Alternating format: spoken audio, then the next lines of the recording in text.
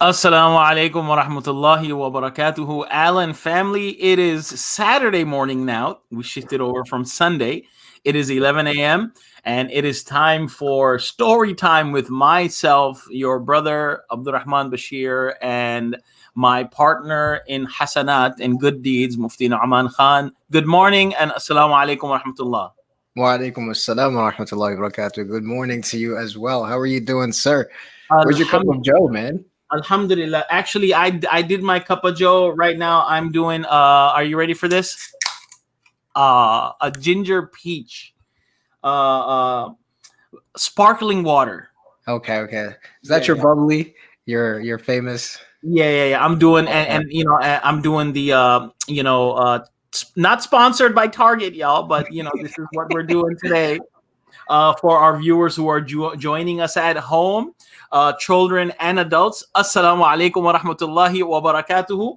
I want you to take the time to get comfortable. Mufti Nauman, I posted something online, encouraging our parents to throw the stream up on their TV, so they can sit back and watch it's a story time, but we make it into a show, y'all, right?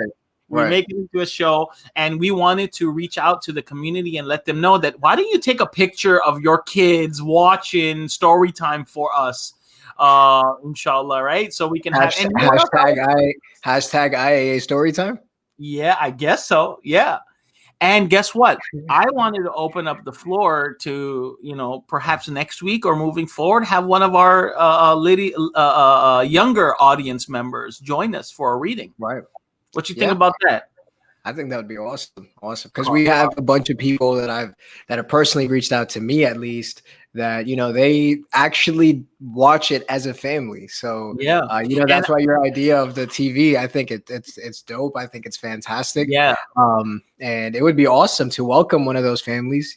So we could definitely start thinking about that as well. My kids are watching on the TV. And just to give our audience a feeling, and Mufti and Oman, we have viewers in all ranges. Brother Naimuddin Khaja says, Assalamu alaikum wa rahmatullahi wa barakatuh, mashallah. He's joining us as well. So, you can see, right, that mashallah, we have such I think it's echoing. Mufti and Oman, you want to, mute? There you go. All right. So, so we're going to get started, inshallah, with the story time. Today is part 3 of 4. We're going to go over chapters 15 and 19. So I think we should go ahead and get started, right? Let everyone join in at their own time. We're going to go ahead and get started. And today, folks, before we get started, I'm going to give you a recap on what has been going on. All right. So let's do this. And we're going to get this started. All right. Bismillah. Rahmanir Rahim, and open it up, and boom. All right. Planet Omar. Warning, this book will make you laugh so hard that snot may come out of your nose. So this is a disclaimer that, we like to put out there on behalf of the Islamic Association of Alan. You know what I mean? Parents, keep the tissue box close by. Get your tissues ready. Yeah, I was about to say that. Get your tissues ready. All right. So in part 1 and part 2, Omar had a very interesting story, and we're going to go over that. I'm going to give you the recap. Mufti Nauman, inshallah, you're going to be joining us when we start the book. So first, I want to get our audience familiar with the characters. So obviously, it's Planet Omar, so we have Omar. My name is Omar. This is my face. I have a huge imagination. I hate carrots. I once raced against my dad's car on my bike, and I won. All right. I never won racing a car on my bike. So good for him. Now we have Omar. Then we have Isa, the messy baby. Don't be fooled by this 3-year-old's innocent face. He can scream and cry louder than an ambulance siren. He plays with my stuff, makes it all sticky. I love him, but don't tell anyone. All right. I'm sure there's a lot of, older siblings, bhaiyas and bajis, probably may think like that of their younger sibling, right? Then we have Maryam, the annoying teen sister. She's 13. She thinks she's 16. She knows 28 surahs of the Quran by heart, loves to tease me even more than she loves peanut butter cups. And me and Mufti Nauman, we love our Reese's Pieces buttercups, right? Peanut butter cups. There's no one way to eat a Reese's. Oh, yeah. You ever heard of that? Now they have a Reese's with the Reese's Pieces inside. You seen that one? Game changer. Game changer. Game changer. All right. Then we have mom. She doesn't know how to say no. She is a scientist, hardly ever seen without a cup of coffee in her hands. This is what she looks like without her hijab when there are no men around who would be allowed to marry her if she didn't already have my dad. All right. So we have mom, we have sister, we have little baby brother, and then we have Baba, dad. He has a beard because he's copying the greatest man who ever lived. I've never actually seen his face without a beard. He will never eat a beet. He's also a scientist. He has puffy hair. He says it's because of his genes. Rides a motorcycle. Grandma tries to puncture the tires because she doesn't think it's safe. I know a lot of mothers and grandmothers who would happily puncture the tire of their kids' motorcycles or scooters, right, Mufti Narman? You know, my mom including one of them. Yeah. So we just stick to the four-wheelers. Who else is in this story?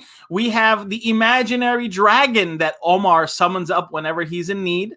And then we have Mrs. Rogers, the old, weird, grumpy neighbor. You're also, and you know, she's really grumpy. She don't like Muslims that much. John, these Muslims are frying smelly onions again. Then we have her again. I can hear the Muslims. They're being noisy again, John. Then we have Daniel, the bully with the crazy hair. And then we have Charlie. Charlie is Omar's best friend with freckles and thick glasses. He has one tooth missing. And if you ask him anything, he says, it's okay. It's okay. It's all right. All right. Then you have Mrs. Hutchinson, the kind teacher with curls that reflect her mood. Omar says that when she's happy, the curls are bouncy and they flop when she is tired, and they become like the twisty part of a drill bit when she is angry. Now, what is the story thus far? So far, mom, she lands a new job. The family moves to a new city. They have new neighbors. They have a new school. Now, Omar, Mariam, and Isa take chocolates as a kind gesture to their old grumpy neighbor, Mrs. Rogers. The old lady just stares at them the whole time, and they say to each other, oh my God, this is awkward. So there was an awkward moment. The second time they sent over biryani, right? So you know what they say, right? When all else fails, send biryani, right? So what did she say? Spicy food? No, thank you. And she shut the door. Now, this was in the neighborhood. At school, they got a boy named Danny. Daniel doesn't like Omar or Charlie for no reason. The new kid and the weird kid are sitting together. How nice. These are the type of remarks that he made to Omar and Charlie. And you know, once Daniel even charged at them and scared them during recess. I said Reese's. Oh my God, I got my Reese's peanut butter cups going on, right? Now, once he bumped into Omar, messed up his painting in art class, and he said, oops, clumsy me. But what happens? Omar, he takes the Picasso route. You know how Picasso, really weird paintings, right? Yeah, just throw spaghetti on the wall and see what sticks. So he did the same thing. And guess what? His teacher admires his work. And guess who gets upset? Daniel sends a note saying, you better watch it, boy.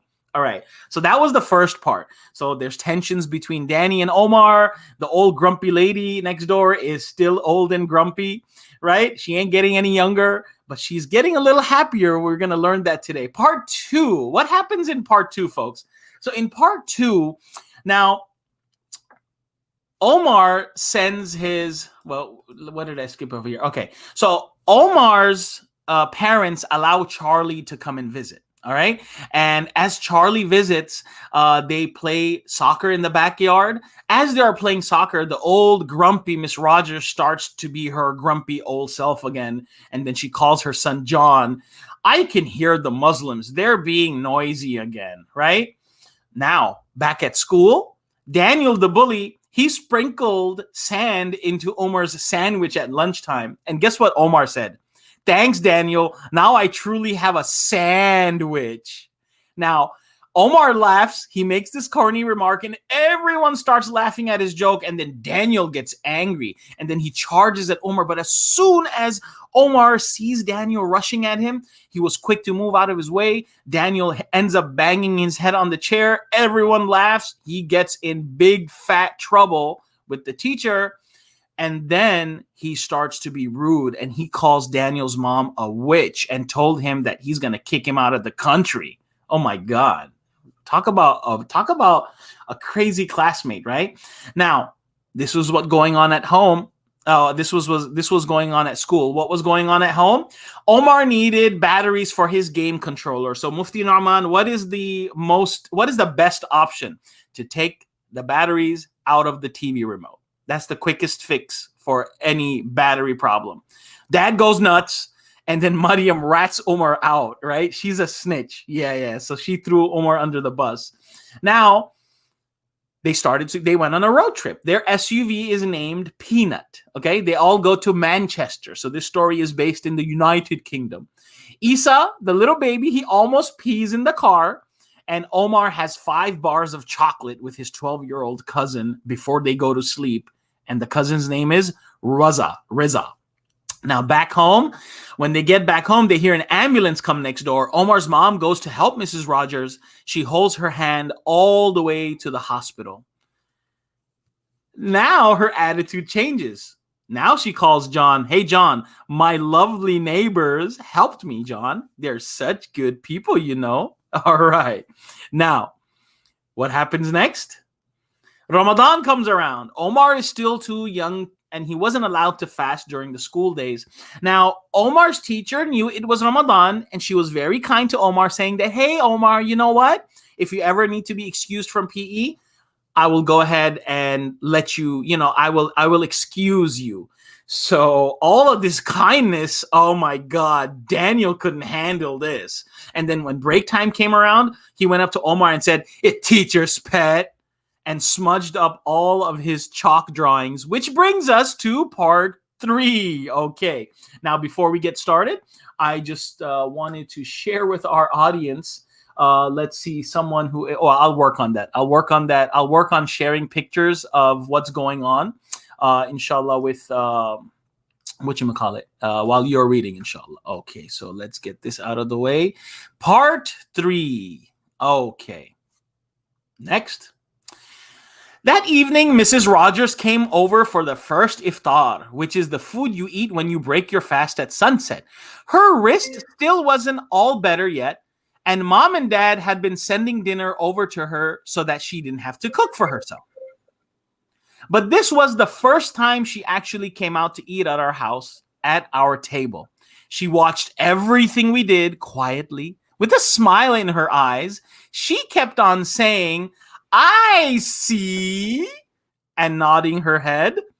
Once we'd finished eating, she took her phone out and called John, who was her son, it turned out, and said, "The Muslims put less chili in their food for me, John. It was delicious."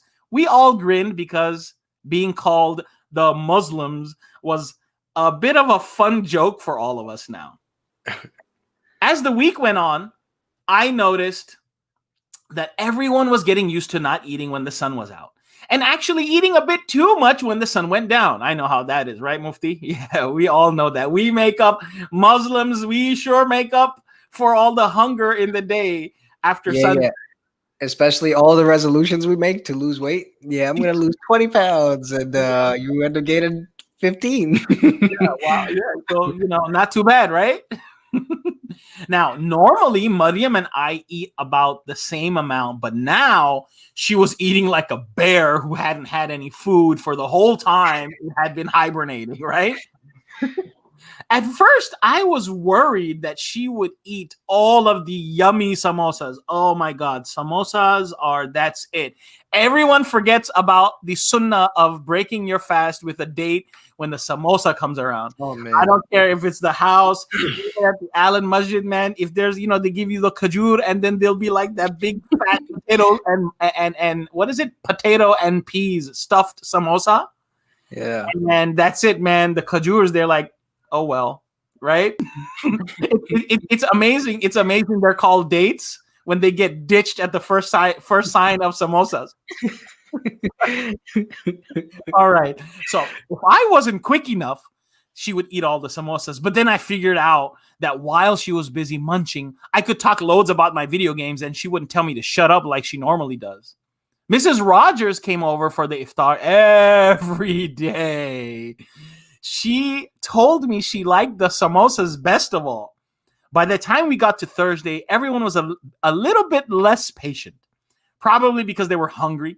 It didn't help that Mariam had done really badly on her science test, which was a complete catastrophe in our household because she's the daughter of two successful scientists. And let me add in there, Desi. Right? Mom was telling her that it really wasn't good enough and they would go over all the things that she found hard. And Dad was saying that they wouldn't be upset if they didn't believe that Mariam could do better. All right? Now it's your turn. Go ahead. No, I think this is still yours because it continues on. Yeah. No. Yeah, no, this is yours. Go ahead. I looked at Mariam. All right. Cool. I looked at Mariam once. I watched a video of Gorilla Dad, whose gorilla children were being really, really annoying. And he was trying his best to be patient and not to go ape until he did. Mariam reminded me of the gorilla trying to stay calm, and it didn't last long. Well, it's not my fault, is it? You're the one who made me move to this stupid school and stupid house, shouted Gorilla Mariam. Mommy, I can do better, can't I? Said Isa. Of course you can, sweetie, said Mom.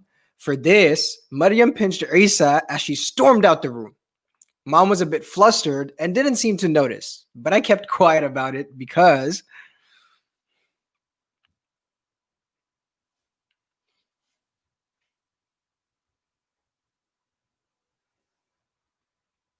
Sheikh Jeet, your part, sir. Sheikh Jeet, you are on mute. I'm back. All right. So I think I accidentally added that one picture for you. So I'll go ahead and finish this. All right. All good. So what did he say? For this, Mariam pinched Isa as she stormed out of the room. Mom was a bit flustered and didn't seem to notice, but I kept quiet about it because I might be able to use this against her in the future.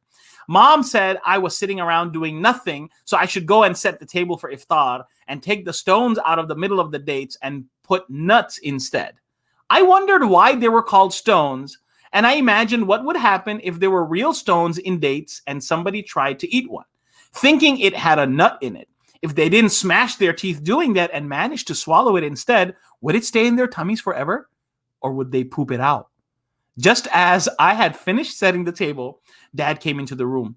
He liked that I had gone over the top and taken out the fancy glasses and made the table look like they do in restaurants. Mom put her head around the door. She didn't like it. She said that her fancy glasses could get broken and that I shouldn't touch them. Then she told me to go and get Mrs. Rogers to join us for iftar.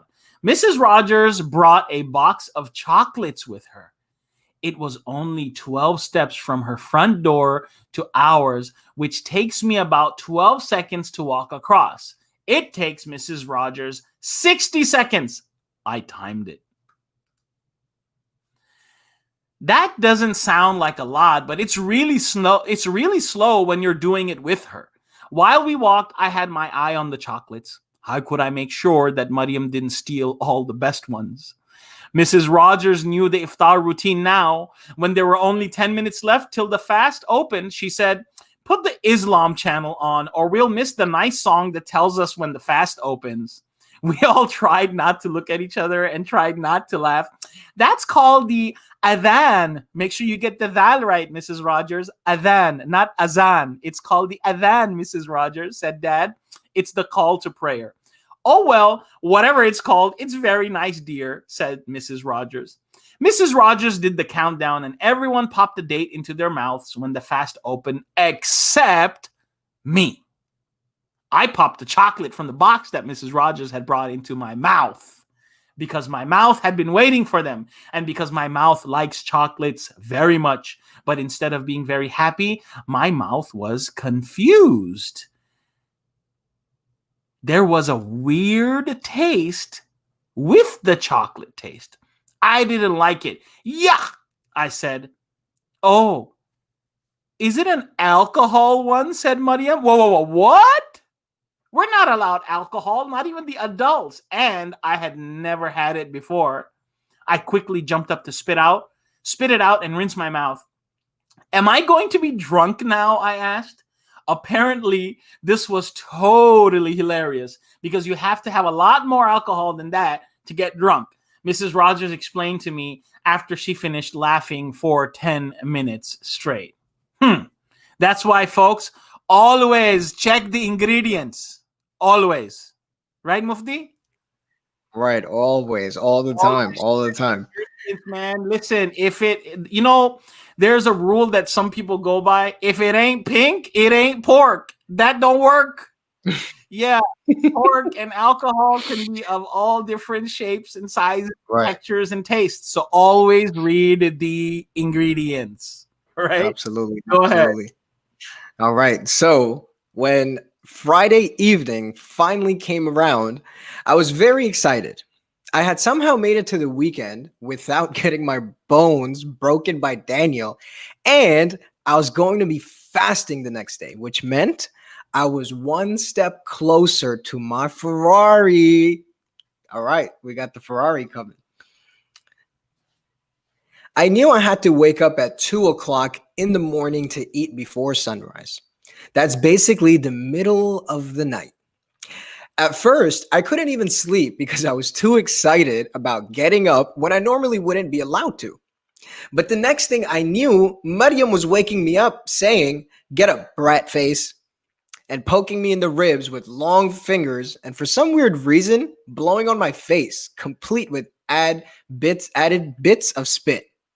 Was Shaitan still whispering to her somehow and making her be mean?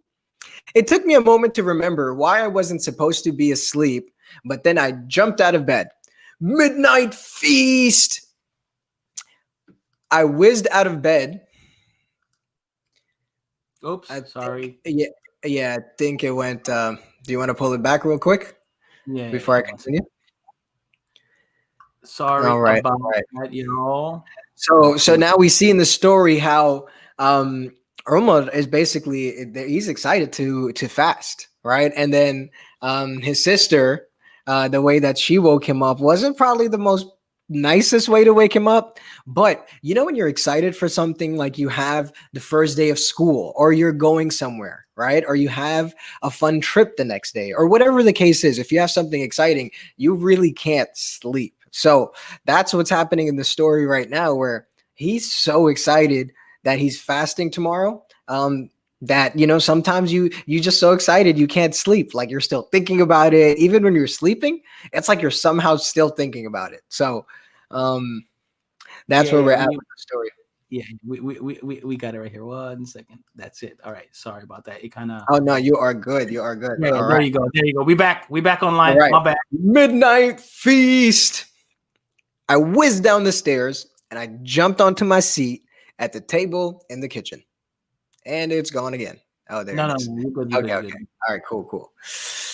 Then I jumped back up to get my favorite cereal. How are you this perky this early in the morning? Said something that sounded a bit like Dad. Mom and Dad looked different, like half zombies. They weren't speaking very much, and when they did, it was just 1 or 2 words, and it was a bit slurred.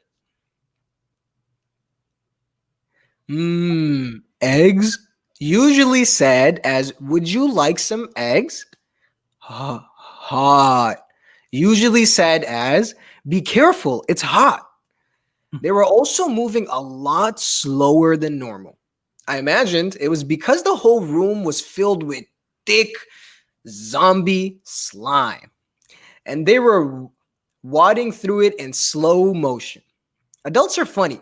I can't understand why they have different levels of energy depending on how much sleep or coffee they've had.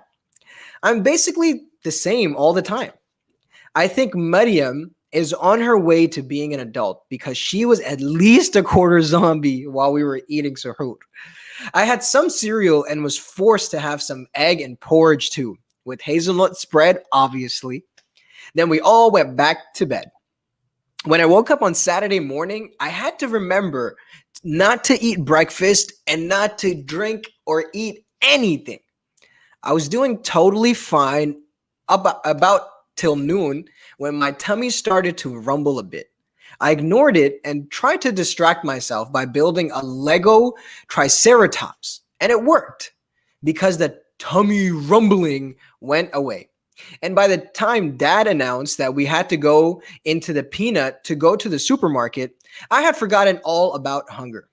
That was until we actually reached the supermarket and I saw all the shelves stacked with chocolate croissants and waffles and cakes and even the things I don't normally eat, like quiche, sat on shelves looking more yummy than ever before.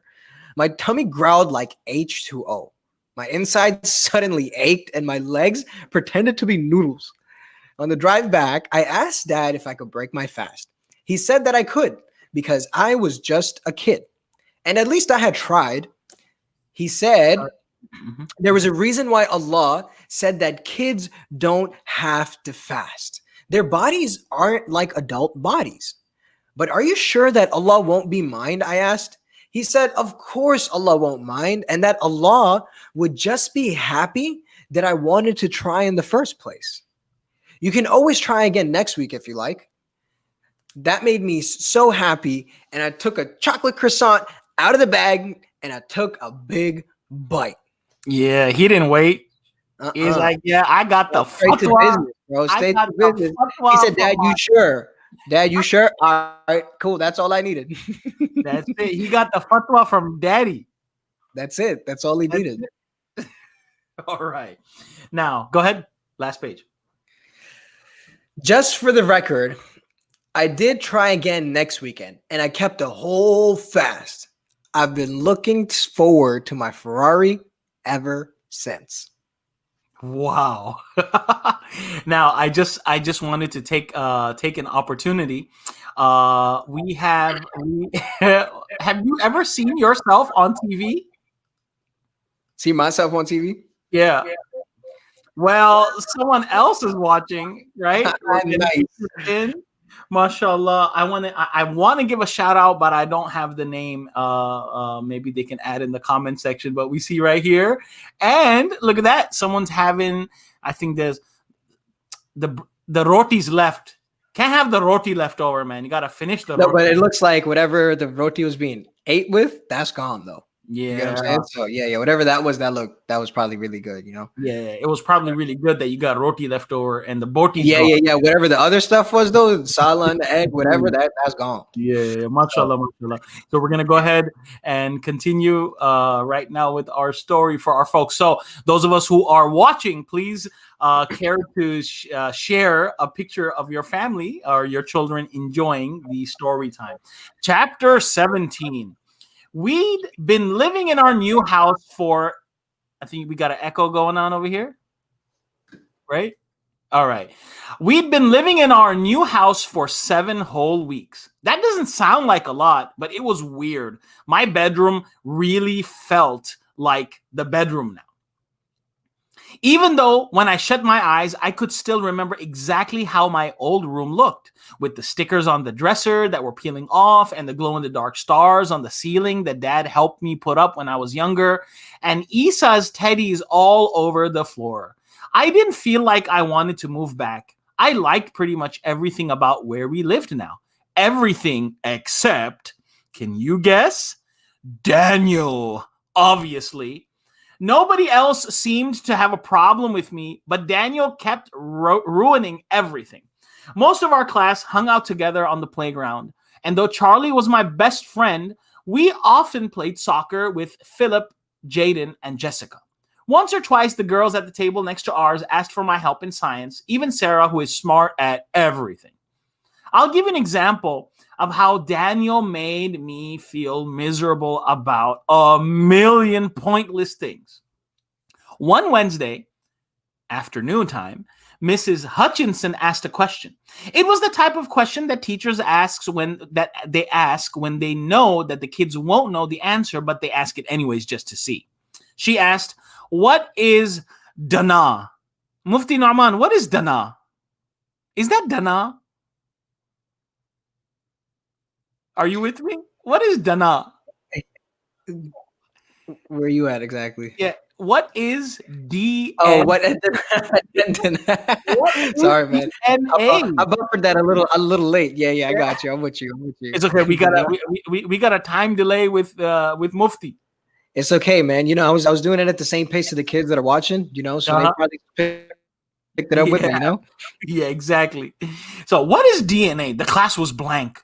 I know Mrs. Hutchinson had expected that because she didn't look disappointed. I knew what it was, but I didn't want to be a show off. Okay, does anybody know what genes are? She said. One kid put up his hands up and proudly said, "Clothes." No, she said slowly, stretching it out, which meant she wanted other guesses. Genies? Asked another kid, clearly unsure. Mrs. Hutchinson's face still smiled, but her hair and eyes gave it away. She was sad her class didn't have at least a clue about what genes were. I couldn't take it anymore. I shot my hand up and I said, "Genes are what makes us what we are. They're like special instructions. They decide what color our eyes are and things like that. And DNA is where the genes are found. Lots of them." Mrs. Hutchinson's hair sprang to life like flowers that had just been watered. She said she was astonished at how much I knew about genes. Well, I told her my parents were both scientists and it was one of their favorite topics. Charlie gave me a high five, but then Daniel gave me a rotten look. And suddenly I wished I'd never said anything at all. Every time he glared at me and Charlie, every time he glared at me or pushed me and Charlie around on the playground, it reminded me of what he'd said, that I should be kicked out of my home and sent to a country I'd never even visited.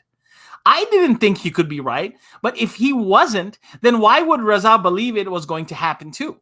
Raza is his cousin that they went to go visit in Manchester.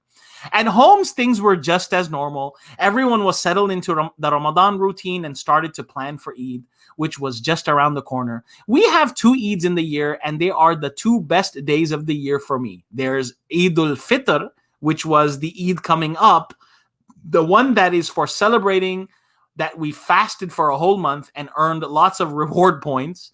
And then there is Eid al-Adha just a couple of months later, which basically celebrates Hajj. That's when people go to Mecca on a holy journey.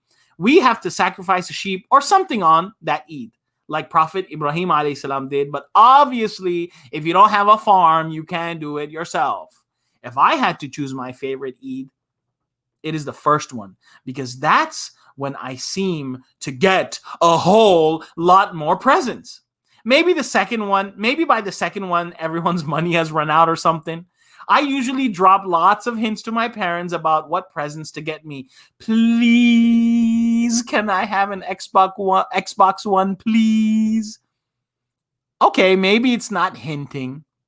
Maybe it's begging. My mom orders lots of presents on Eid clothes online. But it's funny because when the delivery man comes, she runs around the house going, "Ah!" and looking for her headscarf, which is never where she left it. It usually involves her hopping from one room to the other before sprinting upstairs to grab one and opening the door, panting and apologizing. Once or twice, she's even grabbed my hoodie and used it as a hijab. The last time this happened, Maryam pointed out that people who aren't Muslim must think that Muslim women wear their scarves all day long, even at home, because whenever she comes to the door, mom always has one on. They must think mom sleeps in it, showers in it, and eats her breakfast in it when Mariam isn't being Princess Grumpy Pants, she can be really funny. The thought of mom showering in her headscarf had us laughing for literally 7.5 minutes. I kept imagining her shampooing it and blow drying it. And then at dinner, out of the blue, mom blurted out, "Shower scarf!" And I spat my food all over the table because I laughed so hard. Now, this chapter is definitely you.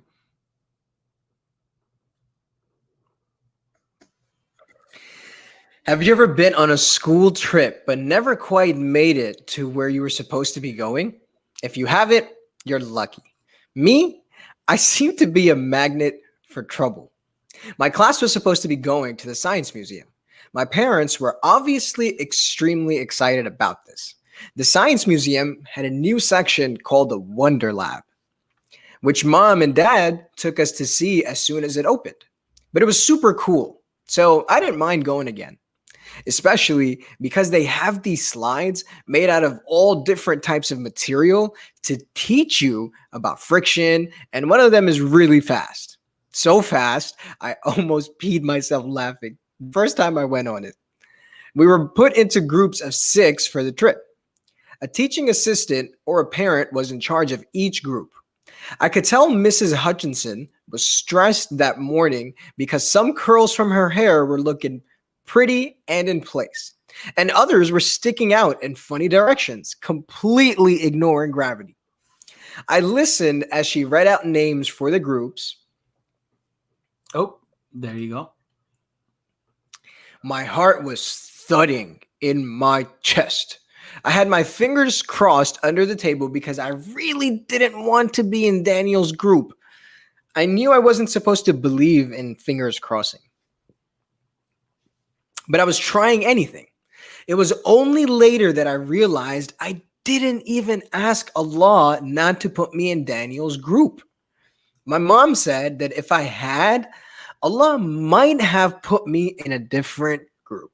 Or he might have even still put me in Daniel's group because he works in mysterious ways. As you've probably guessed, I was put in a group with Daniel. And Charlie was in a whole other different group. Ouch. And when our names were announced, Daniel looked over at me and snarled. The worst part was that it wasn't even a teacher in charge of our group. It was just another kid's parent. And she had no idea which kids were the troublemakers. And which weren't. Charlie came up to me and said, "Don't worry, okay? We can still look at things together in the museum, okay?" I said, "Okay, too." I was feeling too miserable to say anything. To get to the museum, we had to go on the London Underground. It was going pretty all right until we tried to change trains. Daniel was like a lion waiting to pounce. As soon as we switched platforms, in the rush of people, he took hold of the belt of my pants and threw me back. "Your girlfriend Charlie can't save you now," he barked. Have you ever wanted to laugh in a horrible situation? I don't know why, but I cracked up laughing, even though I was probably about to get hit by the worst bully I had ever met. It was a very weird kind of not real laugh, though, and it just seemed to make Daniel more furious. "Oh, so you think it's funny, huh? Do you, teacher's pet? You think it's funny?" People in dark suits and fancy shoes were walking past us as if nothing out of the ordinary was going on. "Our group, the class, will get left behind," I finally managed to squeak. Daniel looked over and saw what I saw. A crowd of busy-looking people exiting the platform, but nobody from our school. He seemed to freeze, and then just a few seconds later, we were the only 2 people left. Dun, dun, dun. What happened next was completely astonishing. Daniel started wailing like a baby. "We're lost. We're going to die." I realized that I was going to have to handle this situation. Look at this bully. He went from a big bully to crying. and take care of the big crying bully baby in front of me, even though Daniel was making me want to cry too. I had been on the London Underground with my parents millions of times, but never on my own. It looked different. Now that I was on my own, it looked bigger, noisier, darker, scarier, and it smelled like pee. No, wait, that was Daniel. He peed himself. Oh, Daniel peed himself. Oh, Mr. Bully. Oh man, not so bully no more.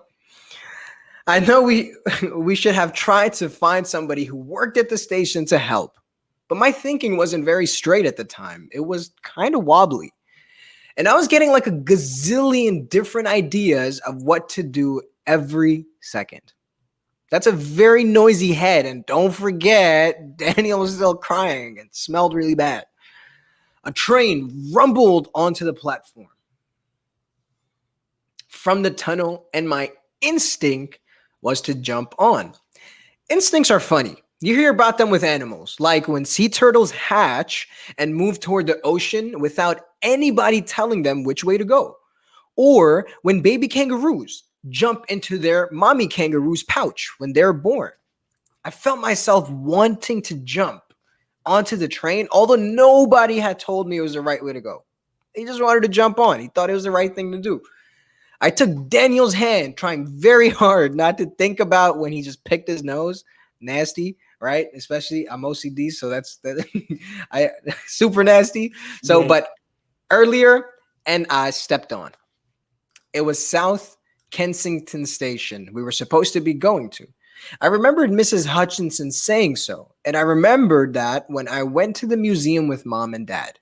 We had to walk quite a lot through the station to get out near where the museums were.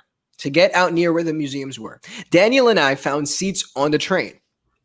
Do you know where to go? Sobbed Daniel. Hey, say it like Daniel, man. Say it like a sobbing Daniel. Do you know where to go, Daniel? I mean, no, Daniel's the one sobbing. My bad. Do you know where to go, Omar? Yes. Look on the map up there, I said, pointing towards the one that shows all the stops. See if you can find South Kensington on it. We looked very carefully. Marylebone Station came. We're still searching the map, but South Kensington was nowhere on that brown line. My heart sank, and I said to Daniel, I think we have to change trains again. I love the peanut, but suddenly I wish that we went to more places on the train so I would know what I was doing. Let's tell someone we're lost, pleaded Daniel. No, we're not lost. I said, I kind of knew we were, but I wanted to get us out of the mess. Now that Daniel was all sniffly and depending on me, right? And he smells nasty, I wanted to be the hero. I saved the day, me. We just have to get off this train, I said, then we'll be fine. We got off at the next stop. It was Baker Street. Baker Street sounded very familiar. It sounded like home and good memories. I thought maybe it was another station that was close to the museum, and that's why I remembered it. Daniel was like a big lump of Play-Doh that couldn't think. I had to do all the thinking, but it sort of felt okay. He wasn't being mean to me anymore, at least, so that's fine. I wondered whether our class even knew we were missing by now. I imagined Mrs. Hutchinson's hair going wild with worry. I'd never seen her really worried before, and I wondered what it looked like. We exited the station, crossed over a crosswalk, and walked down a busy road with lots of cafes on it. There was a Sherlock Holmes museum. I don't know much about Sherlock, but my parents always watch a TV show about him, and that has Benedict Cumberbatch in it. Another thing I know about Benedict Cumberbatch is that he can't say the word penguin. I only know this because one time when I walked into the kitchen, my mom was watching a video about him and laughing so much that tears were literally falling from her eyes. The road started winding to the left. And as we turned the corner, something touched my shoulder from behind.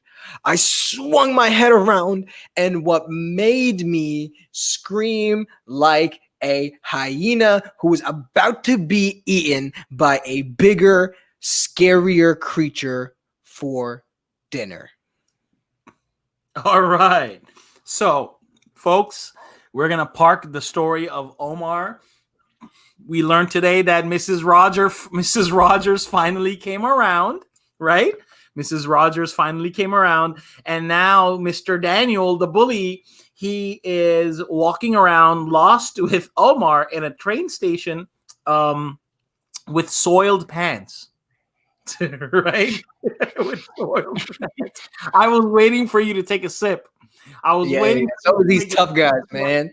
Yeah, before I said that.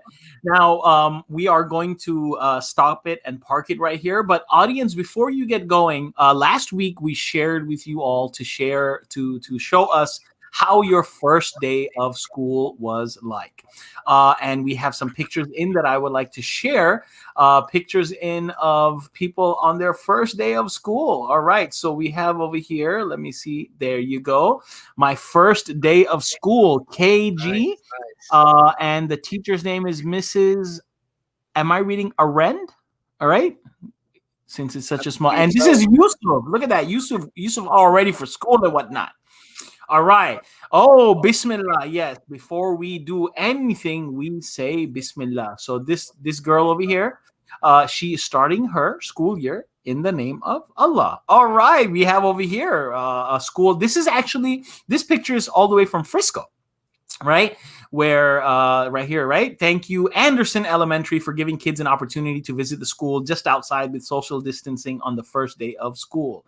So these are just some pictures that our audience has put in. Now, before our audience gets away, before you leave, I just wanted to throw something out there that all of the books that we have featured in our story time, from whenever we went into lockdown, all of the books that have been featured, they have been purchased. And not only do we purchase them, but we also always provide a link for people in the community to be able to support the authors who make it possible for us to enjoy these very interesting, exciting, lesson-packed books. So I just wanted to put it out there. This is Penguin Ransom House, which is the publisher of the Planet Omar series. You can visit that, or just like you could do that, or you could do what the rest of the world does and go on Amazon. Right? And you can purchase the Planet Omar series from there as well. So with that, we call it and that's a wrap, right? And that's a wrap. There you go. And moving forward, I mean, like we talk about, Daniel and a bully at school. Tell us a little bit about your bully story. Is there anyone at school? You don't have to mention names. Please don't mention names, right? Yeah. Please don't mention names. Do not share your location on iMessage. Yeah. Tag them on Facebook. Tag them right here on the live on Facebook. Tell us about your, who gives you a hard time in school, and how do you address that? We understood from Mrs. Rogers, we understand a very important hadith from the story of Omar's mom and Mrs. Rogers. And what is that? The Prophet ﷺ has told us, "Wa ahsin ila man asaa ilayk."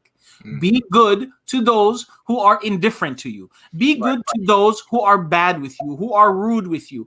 Why? Because you can win people over with kindness. Okay? So it's always, if someone is rude to you, being rude with them is going to make them more rude with you. Okay? It's going to make them more hostile towards you. So the best thing to do is to be kind, be polite, and keep in mind that that's what the Prophet ﷺ did. That being, okay, now Mufti Nauman, does being kind and polite mean that I got to be a pushover? Absolutely not, right? We actually talked about this with our Misbah students last week, right? So kindness, even though it's a good quality, if you don't use it correctly, and that can turn into, a bad quality, right? If you are too kind to the wrong people, right? And to your point, you can't become a pushover. So it's being kind at the correct times too, right? And knowing when to be kind, so that definitely goes a long way. Now I know you're not a fortune teller, Mufti Noman, but can you tell us? Do you have an idea of what Mrs. Peed My Pants Daniel the bully? What do you think probably happened? I'm interested, man. I'm interested because Yeah, that's the part that I left off, right? So I want yeah. to see, I want to see what happens. They're lost. Have you ever been lost? You ever had a story where you're lost? Oh yeah, oh yeah. I've been lost. I'm still lost. I'm still trying to find my way home, man. You and me both, sir. You and me So, by both. the way, we have Azarmin Ali saying Salaam Tahib and Alaikum, Tahib. and Yeah, Fahim are here. We love the yeah. story very much. And we Like, have a very good friend of our Imam Kashif Ahmad from the Islamic Center of Irving yes, yeah. watching with his children as well, saying mashallah and giving us 2 thumbs up. Awesome, All right, awesome. mashallah. So thank you very much, folks, for joining us. Inshallah, join us in about 2 weeks, or we will let you know. And keep those pictures coming in of your children and your family enjoying story time. And with that, we call it a day. Mufti Saab, thank Awesome, you man. so much Awesome. for joining me as always. And Always, sir. stay tuned, folks. Always remember that the Allen Masjid appreciates your constant support and your well wishes and all of your words of thanks and appreciation. This is myself, Abdurrahman Bashir, along with Mufti Nu'man, wishing you a wonderful, blessed, whatever's left of your weekend. Take care of yourselves, take care of your souls, and take care of others. Assalamu alaikum wa rahmatullahi wa barakatuhu. Wa alaikum assalam wa rahmatullahi wa barakatuh.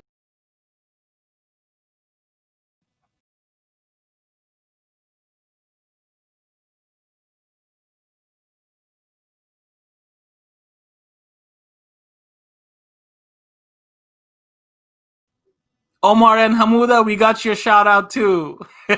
I'm glad that you loved it. We love y'all too.